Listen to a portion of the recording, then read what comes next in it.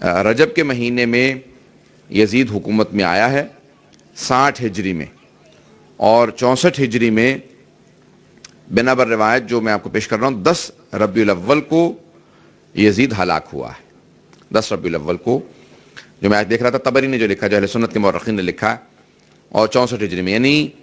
3 سال اور 8 مہینے اس کی حکومت رہی ہے۔ آواز سب کو آ رہی ہے میری انشاءاللہ؟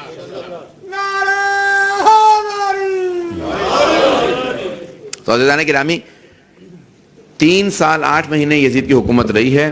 اور 64 ہجری کے اندر،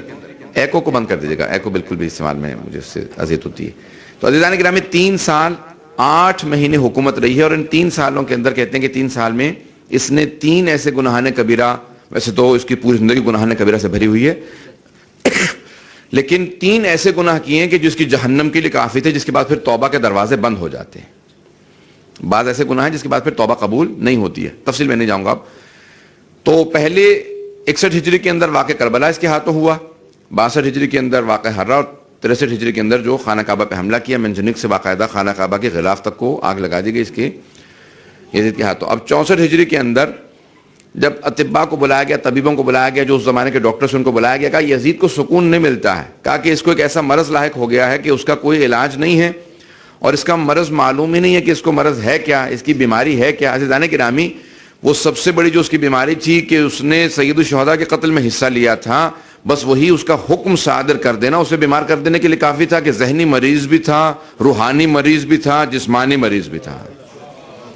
اب اس کی رواں جو ہے بالکل اس کی جو نفسیاتی کیفیت تھی، تو اس کو اطباء نے، اس زمانے کے طبیبوں نے کہا کہ تم شکار پہ جایا کرو، سیر و تفریح میں زیادہ سے زیادہ وقت گزارو، اس سے تمہیں سکون ملے گا۔ تو اب 64 ہجری کے اندر یہی ربیع الاول کا مہینہ تھا، اس نے باقاعدہ 10,000 کا لشکر بنایا کہ میرے ساتھ شکار کھیلنے چلو۔ اور ایک مرتبہ 64 ہجری میں جب یہ یزید ملعون گیا شکار کے لیے، تو تقریباً 2 دن کا مسلسل دمشق سے اس نے سفر کیا، اور دمشق سے دور ہو گیا،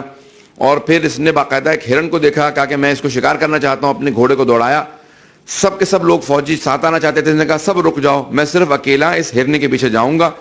اور تیزی سے ایک وادی میں، یہاں تک کہ ایک بہت ہی بھیانک قسم کی وادی میں داخل ہو گیا۔ یہ روایات میں مختلف دیکھ کے آئے ہوں آج۔ تو ایک مرتبہ جب وارد ہوا تو اس نے دیکھا کہ قریب تھا کہ ہرنی کو یہ شکار کر لیتا، اچانک دیکھا کہ ہرنی اس کی آنکھوں سے اوجھل ہو گئی، اور یہ چاروں طرف سے دیکھنے لگا کہ بے انتہا خوف و ہراس کے اندر مبتلا ہوا، اور اس وقت سوچ رہا تھا کہ کیا ہوگا، یہ کیا کیفیت ہے، بے انتہا اس کو پیاس محسوس ہوئی۔ اچانک دیکھا کہ ایک سامنے سے آدمی آ رہا جس کے ہاتھ کے اندر ایک مشکیزہ جس میں پانی ہے، کہا کہ مجھے تھوڑا سا پانی پلا دے۔ تو اس نے فوراً آواز دی، کہا کہ دیکھ تو نے حسین ابن علی کو پیاسا شہید کیا تھا، اب تو ہم سے پانی کی توقع رکھتا ہے؟ کہا پھر تم کیا کرو گے؟ کہ اچانک ایک مرتبہ ایک عقاب نے اس پہ حملہ کیا، ایک پرندے نے، یا عقاب مانند ایک پرندہ تھا، اور اس نے باقاعدہ یزید کو پورا نگل لیا۔ اس کا گھوڑا اس خوف سے بھاگا تو اس کے اوپر ران، ایک ٹانگ جو ہے وہ ٹوٹ کے رہ گئی، اور باقاعدہ اس کے گھوڑے کے دوڑنے کی وجہ سے، اور باقی یزید کو اس پرندے نے نگل لیا۔ معصوم سے پوچھا کہ یہ سب لوگوں نے جو